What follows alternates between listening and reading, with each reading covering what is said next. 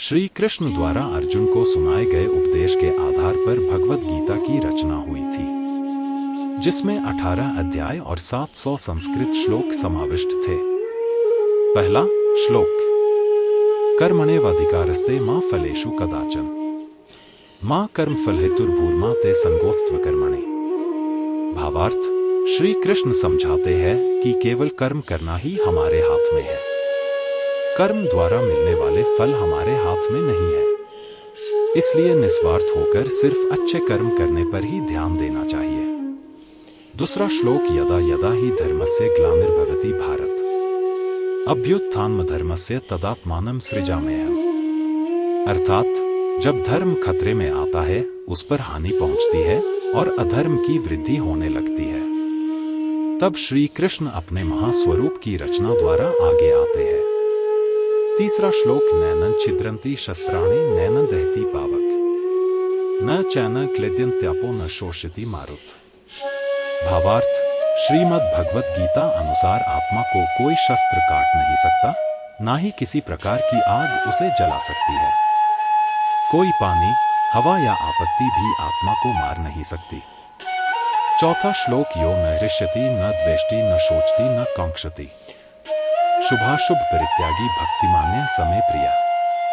अर्थात जो न कभी हर्षित होता है, न द्वेष करता है, न शोक मनाता है, न कामना करता है, तथा जो शुभ और अशुभ कर्मों का त्यागी है, ऐसा भक्तियुक्त पुरुष भगवान श्री कृष्ण को प्रिय है। पंचवा श्लोक। क्रोधात् भवति सम्मोह सम्मोहात् स्मृति विभ्रम स्मृति भ्रंशात् बुद्धिनाशो बुद्धिनाशात् प्रणश्यति।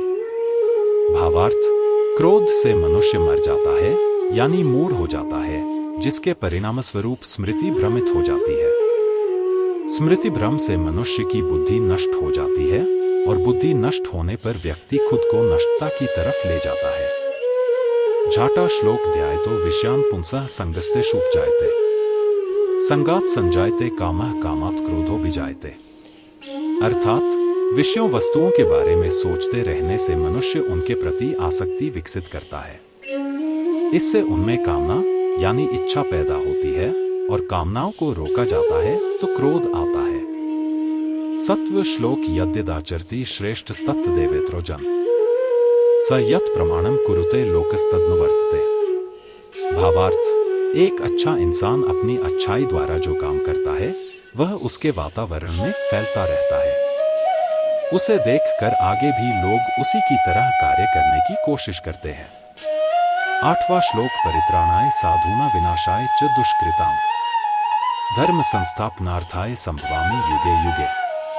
अर्थात श्री कृष्ण जी साधुओं की रक्षा करने, दुष्कर्मियों का विनाश करने और धर्म की स्थापना के लिए हर युग में नया अवतार लेते हैं, ताकि दुनिया में अच्छे लोग और धर्म को कायम रखा जा सके।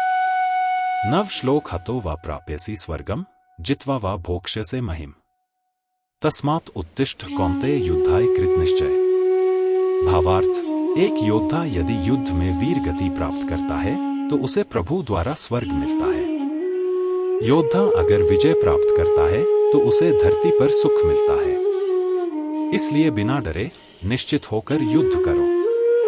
दशवां श्लोक। न ही कश्चित् क्षणमपि जातु तिष्ठत्य कर्मकृत् कार्यते ह्यवशः कर्म सर्वः प्रकृतिजैर्गुणः।